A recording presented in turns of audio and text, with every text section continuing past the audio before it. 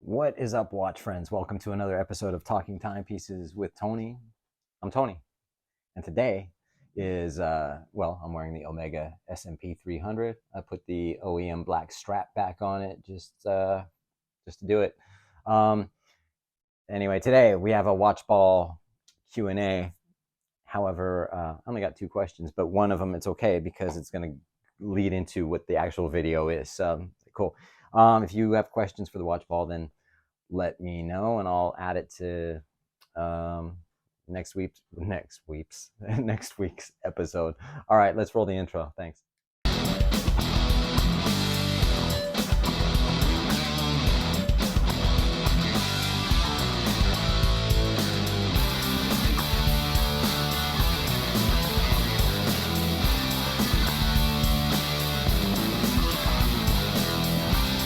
All right, let's do this, man. Happy Friday. And yeah, I'm glad it's Friday too.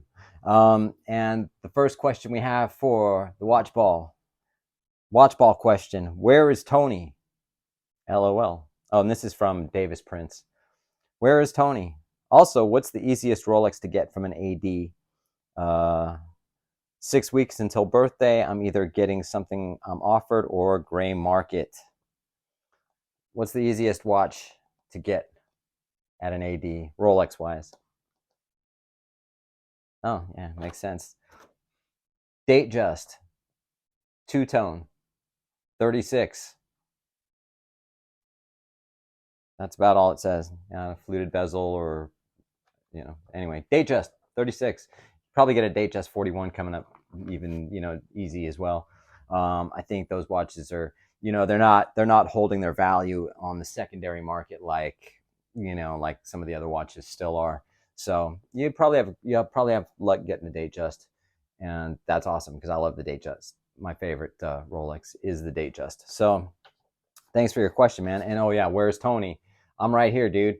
I know that I didn't do any videos this week. That's just a long story. I was just really busy. I'll just say that. So, excuse me, Senior Watchball. Okay, so this question is from WN Below Me, and I figured it would be a great video to do based off of this question. And then Watchball. Watchball, what do you think of the CW Bel Canto? I'm not into Christopher Ward, but I dig that watch and seems like a ton of watch for the price.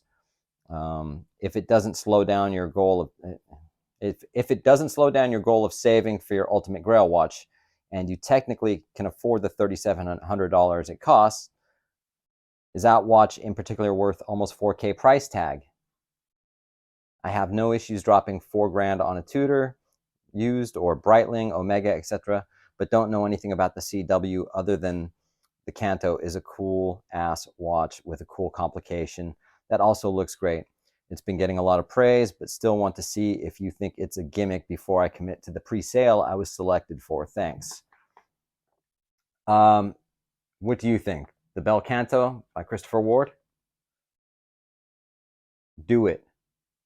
Do it now. Do it. See? Watchball says do it. Watchball 78% accurate, but I have a feeling you put the deposit down. So, which leads me into the topic of what I want to talk about in this video.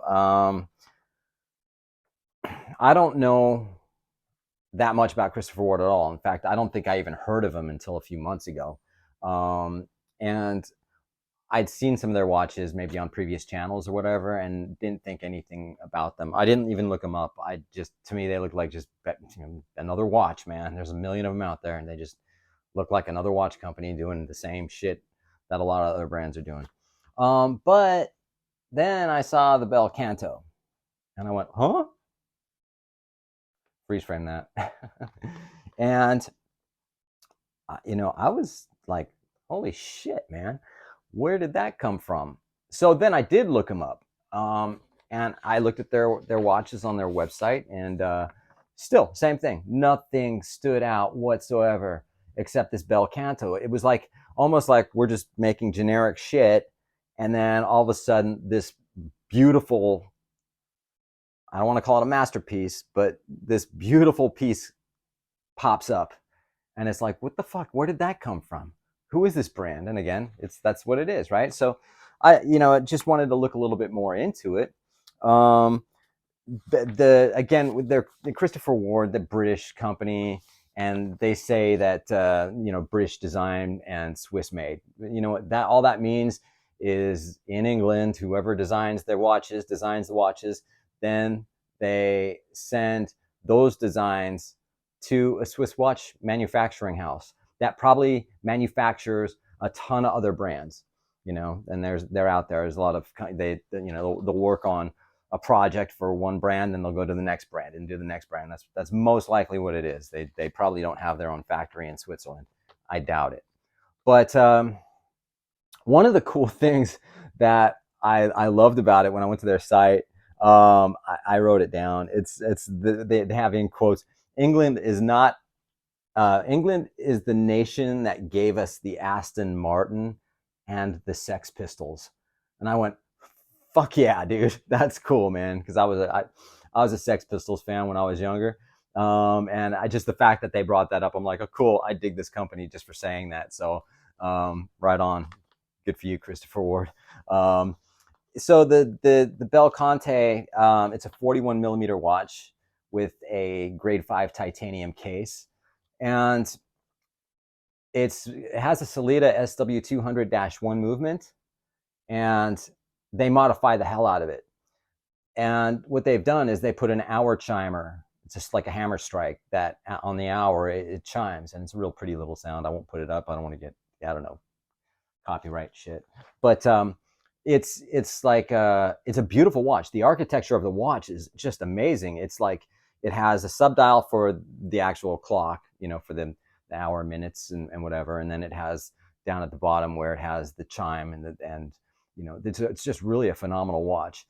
It's very well constructed. It's very clean.